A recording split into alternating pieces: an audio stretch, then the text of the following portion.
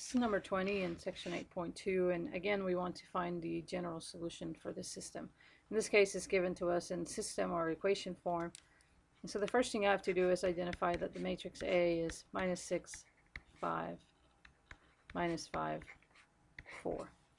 Okay, now on to finding the eigenvalues. Let me go ahead and write it here. A minus lambda I is going to be minus 6 minus lambda 5 minus 5, 4 minus lambda.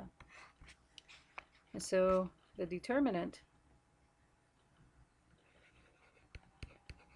of A minus lambda I, or the characteristic equation, becomes minus 6 minus lambda times 4 minus lambda minus 5 times negative 5, so plus 25, which is minus 24 plus 6 lambda minus 4 lambda plus 25 plus lambda squared, sorry, plus 25, which is lambda squared plus 2 lambda plus 1, or lambda plus 1 squared. So to find my eigenvalues, I have to set this determinant to 0. So this is 0 if lambda is negative 1, and you can see that I only have one lambda value.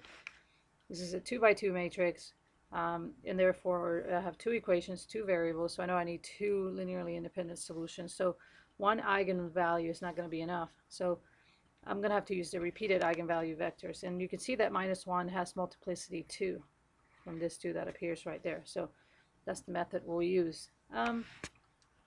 First thing we do is we proceed as we did for the distinct case. So lambda here is negative 1, and now we look for the eigenvector. So that gives me then minus 6 minus negative 1, so plus 1, 5 minus 5, 4 plus 1, uv equals 0, 0.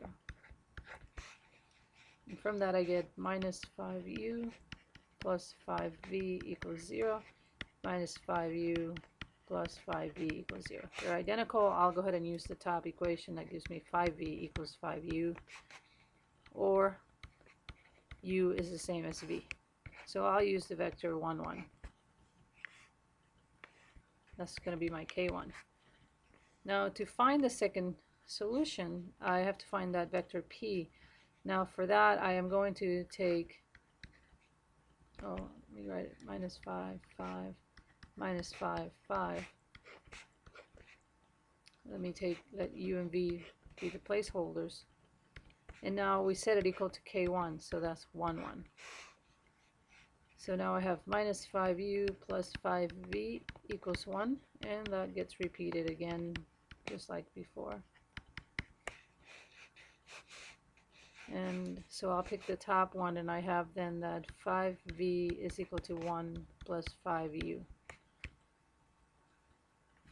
In this case, I'll go ahead and let u be 0. If u is 0, then v is 1/5. And we'll let that be our p vector.